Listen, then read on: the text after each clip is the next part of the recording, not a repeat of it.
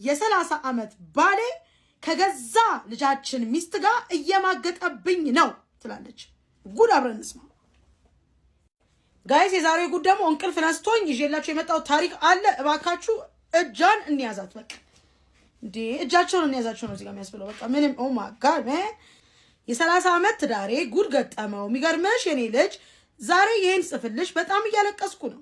በስተርጅና ልፋታ ወይስ ወጥ አድርጌ እየተቃጠልኩ ልቀመጥ? አይምሮዬ ተበላሽቷል። ሐሳብ ስጡኝ፣ ደንዝዣለሁ።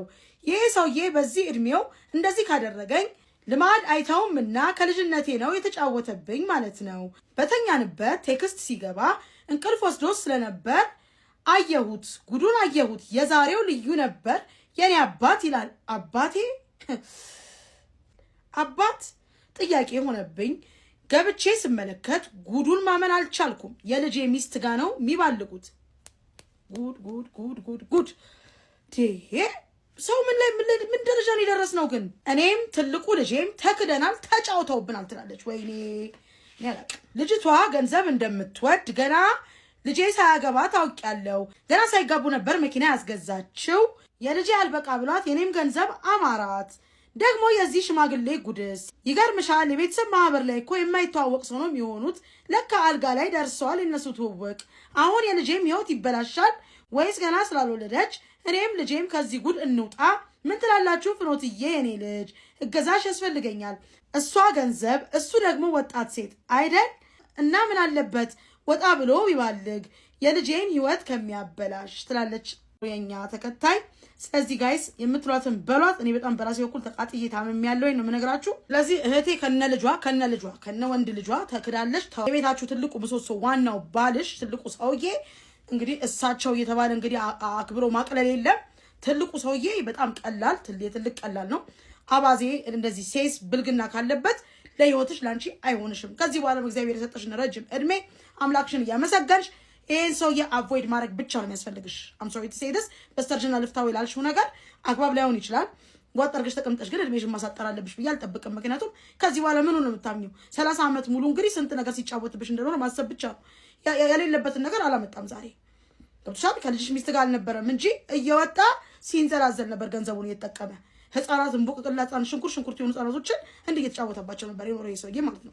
ስለዚህ ዛሬ ደግሞ ጭራሽ የወለደው ልጁ ሚስት ላይ እንደዚህ መንፈናጠጥ ማለት ምን እንደሚባል አስቢ። ምን አጣች እንግዲህ? እንደምንነግሪኝ ቦይፍሬንዷ ያለ መኪና የገዛላት ባል ነው ያላት፣ አክባሪ ወዳጅ ባል ነው ያላት። እንኳንም እግዚአብሔር ፍሬ ከሱ ጋር አልሰጣት። እግዚአብሔርም እኮ ፍሬ የሚሰጠውን ያውቃል። ልጅ ቢኖር ኖሮ በመሀል ለልጆች ሲባል ተብሎ ደግሞ ገና ሌላ ኢሹ ይነሳ ነበር። እቺ ገንዘብ ፍለጋ ጎል ዲግ ለማድረግ ማይ እግዚአብሔርም ከእናንተ ጋር አልባረካትም።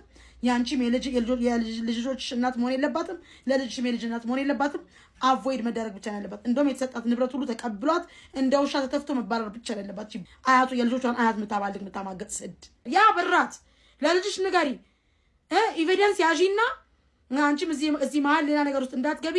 ከሚስት ያፈተሽኝ ይመጣል እኮ የዛሬ ልጅ እኮ የሆነ ቀን እኮ አንቺ ላይ ይነሳል፣ ወንድሙ ላይ ይነሳል ይላል እኮ። አንቺ ላይ ስለሚነሳ ስምንተኛዎች ላይ ስለሆነ እኔ እናት ኤቪደንስ ይዛሽ አስወጥቶ የአባቱንም ጉድ አውቆ እናቴ አባቴን ፈተሽ እያለ እለት ተዕለት መውጫ መግቢያ ከሚያሳ ለትዳር ዝግጁ መሆንን የሚያሳዩ ባህሪያት። በመጀመሪያ ግን ዝግጁ እንዳልሆንክ የሚያሳዩትን ነገሮች ልንገርህ። አንደኛ፣ ኃላፊነት ትሸሻለህ። በስሜታዊነት ትወስናለህ። ስሜትህን በግልጽ አትናገርም። ስራ አትወድም ወይም ስንፍና ያጠቃሃል።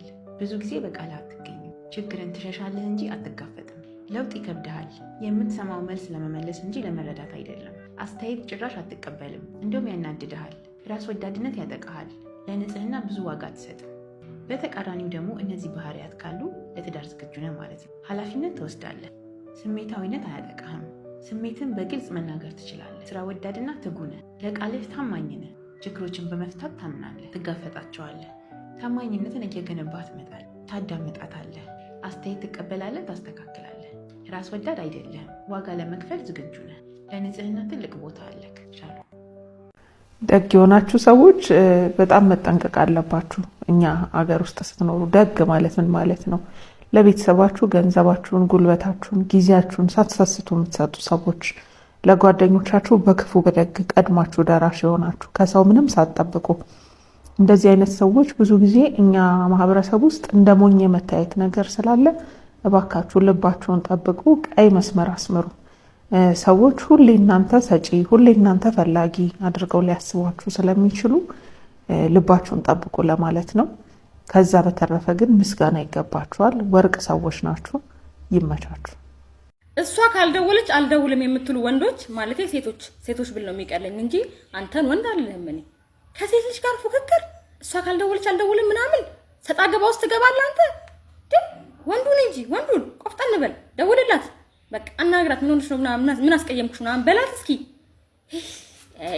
ሚስት የተሰማትን ስሜት ስትነግር አትጨቃጨቂ አትበላት። ሰላም ይፍካት ቤተሰቦች፣ ኤርሚያስ ኪሮስ ነኝ፣ ካውንስሊንግ ሳይኮሎጂስት። ሚስት የምትናደድበትን የምትበሳጭበትን ነገር ስትነግር ጨቅጫቃ እያልክ አትስደባት፣ አትጨቃጨቂም ብለህም አታቋርጣት። የውስጧን የምትነግር መስተካከል ያለበት ነገር ስላለ ትዳራችሁ የበለጠ ደስታ ያለበት እንዲሆንና አንተንም ስለምትወድ ነው። እንደውም መደንገጥና መፍራት ያለብህ ሚስት የውስጧን መናገር ያቆመሽ ቀን ነው። አይመስላችሁም? ለተጨማሪ ስነ ልቦና ሀሳቦች ይህን አካውንታችንን ፎሎ አድርጉ። ይህንን ቪዲዮም ለብዙ ሰዎች ሼር አድርጉላቸው። ሴቶች የሚያፈቅራችሁን ወንድ እንዴት ነው የምታውቁት? አንደኛ ለስሜቱ አይፈልግሽም። አንቺን ነፍስሽን አቆሽሾ ስጋውን ማስደሰት አይፈልግም። ሁለተኛ የሚገባሽን ክብር ይሰጥሻል፣ ይንከባከብሻል። ሶስተኛ ስሜትሽን ያደምጥልሻል። ከራሱ ስሜት በላይ ያንቺን ስሜት ያደምጣል። አራተኛ የሚገባሽን ቦታ፣ ክብር፣ ጊዜ ይሰጥሻል። እንዲሁም ደግሞ ካንቺ ጋራ በየትኛውም ቦታ ላይ ቢታይ ምንም አይመስለውም። ነገር ግን ካንቺ ጋራ ለመታየት የሚያፍርብሽ ከሆነ ይሄ ወንድ አያፈቅርሽም። ሴቶች ባካችሁ ወንዶችን ላይፍ ቻሌንጅ የሚያደርጋቸው ነገር ይበቃቸዋል። እናንተ ህይወታችሁ ውስጥ ገብታችሁ ሌላ አስተራግል አትሁኑባቸው። ላይፋቸውን ማቅለል ካልቻላችሁ ቢያንስ አታክብዱባቸው። ወንድም የላችሁ? አረ ተው። የወንድ ልጅም ጡር አለው። የምሬን ነው። አድቡ። አንዳንድ ሰዎች ለምሳሌ በፍቅር ግንኙነታቸው ውስጥ ያልገባቸው ግር ያላቸው ወይ ስሜታቸውን የከበዳቸው ነገር እያለ መጠየቅ እየፈለጉ መጠየቅ አይችሉም። ምክንያቱም እንነጋገር ምንድነው እያሰብሽ ያለሹ ባሉት ቁጥር ያንን ለመነጋገር መፈለጋቸውን እንደ መጨቃጨቅ እንደ ጀመረህ ደግሞ የሚባሉ ስሞች ይሰጧቸዋል። እዛ ሪሌሽንሽፕ ውስጥ ያሉት ሰዎች ግር እንዳላቸውም ቢሆን ውስጣቸው ጥያቄ እንደፈጠረባቸው ዝም ብለው ሪሌሽንሽፕ ውስጥ ይቀጥላሉ። ግን ኮሚኒኬሽን የጀርባ አጥንት ነው ለሪሌሽንሽፕ። ገና ከአሁኑ መነጋገር ይህን ያህል እንቅፋት የሚፈጥርብን ከሆነ እዛ ጋር ነው ቆመን መስራት ያለብን፣ ሌላው ነገር ቀርቶ ማለት ነው። ግንኙነት መስመራችሁ ልክ ካልሆነ ግጭትን እያዘጋያችሁት ነው እንጂ መፈጠሩ አይቀርም ወደፊትም። ግጭት ግን ሲፈጠር ያንን ግጭት ተነጋግራችሁ ተረዳርታችሁ የምትፈቱበት ኤክስፒሪየንስ ከሌላችሁ እና ፖዚቲቭሊ ማታዩት ከሆነ በጣም ነው የሚቸግራችሁ። እስቲ ኮሚኒኬት በቀላሉ ማድረግ ትችላላችሁ ወይስ አትችሉም የሚለውን ነገር ብናወራበት ደስ ይለኛል። ለማግባት ሐሳብ ካለ አሊያም ደግሞ ለማግባት ሐሳብ ካለሽ ይጠቅምሻል ብዬ ከማስባቸው ስልጠናዎች አንዱ ይሄ ስልጠና ነው ብዬ አስባለሁ። አዲስ አበባ ውስጥ የምትኖሩ ክፍለ ሀገርም ያላችሁ ውጭ ሀገርም ያላችሁ ያላገባችሁ ወጣቶች ወይ ደግሞ ለማግባት ጫፍ ላይ ያላችሁ ሽማግሌ ለመላክ ሰርግ ለመደገስ ጫፍ ላይ ያላችሁ ወጣቶች ካላችሁ ይሄ ስልጠና ወደፊት ያለን መቆሳሰል ቀድመ እንድታስቀር ከሚያደርግ ነገር አንዱ ነገ ሊመጣ ይችላል ብለሽ የምታስቢያቸውን ነገሮች የምትቀንሽበትና የምታስተካክይበት ነው። እንዳያመልጣችሁ። በቅርብ ቀን ስልጠናው ይጀምራል። 09774050 ላይ ደውላችሁ ያልተመዘገባችሁ ተመዝገቡ። ስልጠናው በኦንላይን ነው። ይሄን ቪዲዮ ለዘመዶቻችሁ፣ ለጓደኞቻችሁ፣ ለእህት ለወንድሞቻችሁ እንዲማሩ እንዲሰለጥኑ አድርጓቸው።